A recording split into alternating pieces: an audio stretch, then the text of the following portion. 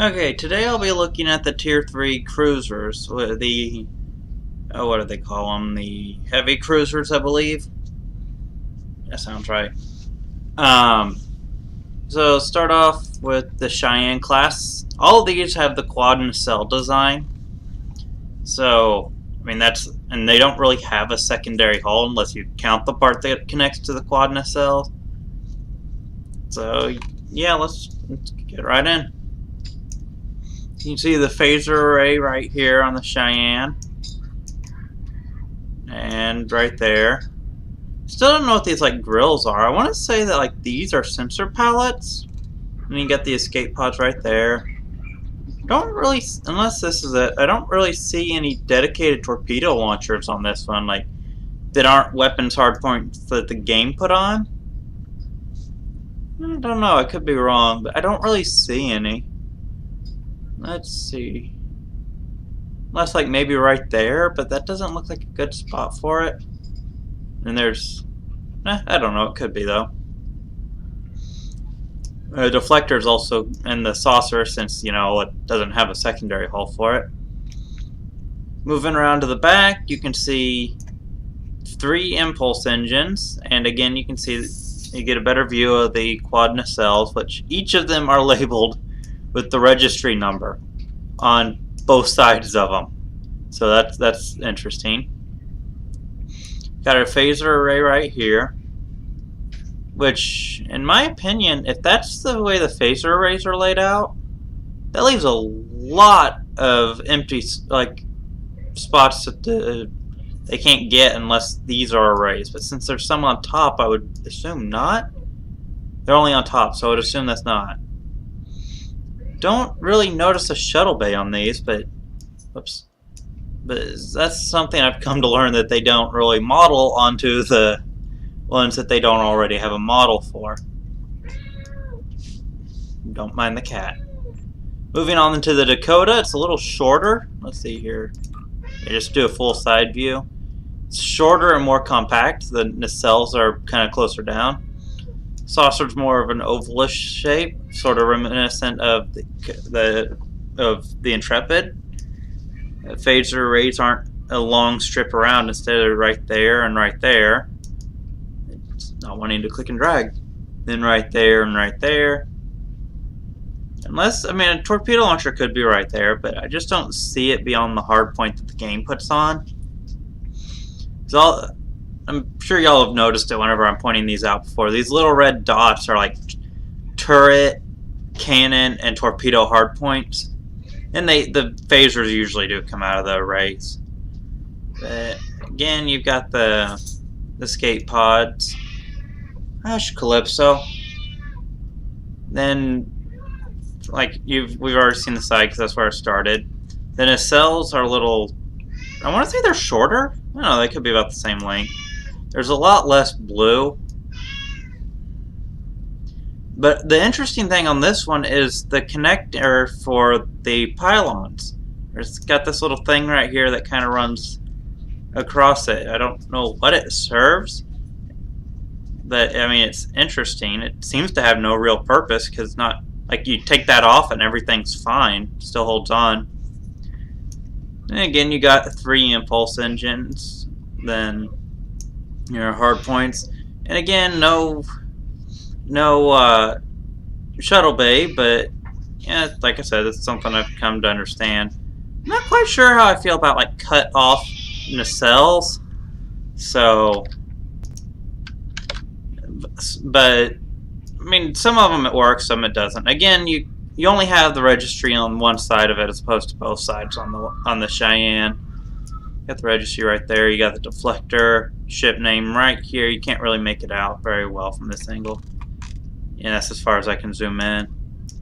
Why is it not wanting to click and drag? And so that's the Dakota. I want to skip... Oh, wait. No. So moving on to the Stargazer. This one, from profile, is even more compact than the last. This one's just bulky. Plus it has the dual Bussard collectors that the Dakota has, but they're rounded. Then you've got the phaser arrays right here, and then let's see here. Escape pods again, the phaser arrays. I'm just looking at it from a front view. See if I can get it like coming at you. There's a hollow point right there. It's just much more blocky than warp nacelles. I kind of like them over the Dakota, but still not a huge fan like cutout nacelles.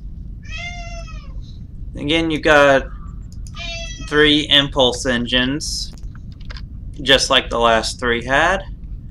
Again, you got this kind of, it's connected differently. Like the bottom ones are connected a little further forward right here.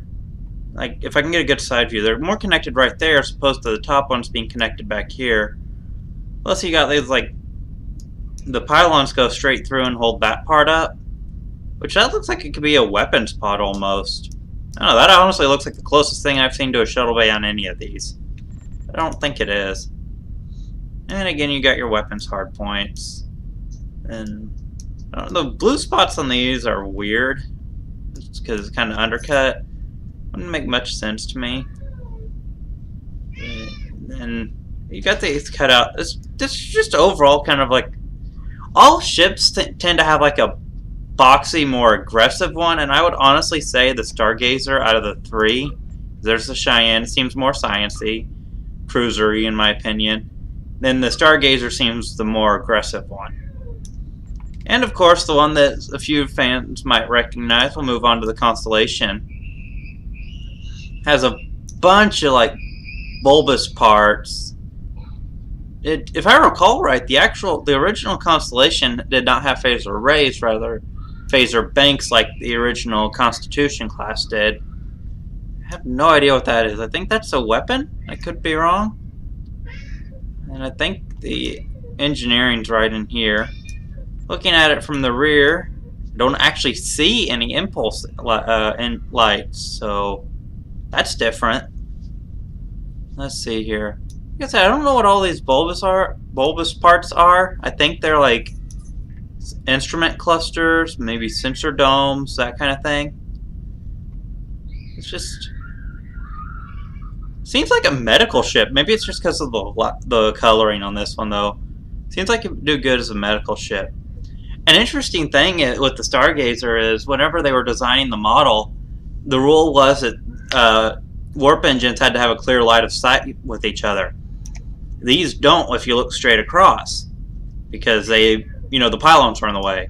So what they did was, they actually turned them on their side, so rather than having line of sight straight across, the line of sight goes down. And you got the Bassard collectors, the glowing. You got the registry number right there, right there, right there, and right there. Right there, and it looks like you actually have the ship name right there, which I don't think I noticed on the others. Ship name's always so small. I guess the registry is more important to Starfleet than the name of the ship. Again, I don't see any evident shuttle bays, but like I said, these don't tend to have them modeled on unless the designers already had something to work with. Anyway, that's it for the Tier 3 heavy cruisers. Stay tuned to see the Tier 4s and feel free to vote on them. Have a good day. Want to help decide what order I cover the Tier 4 ships? Take a look at the following images, vote for your favorite, and I'll start out with the highest rated. We start with the exploration cruisers, followed by the tactical escorts, and finally the long-range science vessels. Vote via the link in the description and have a great day.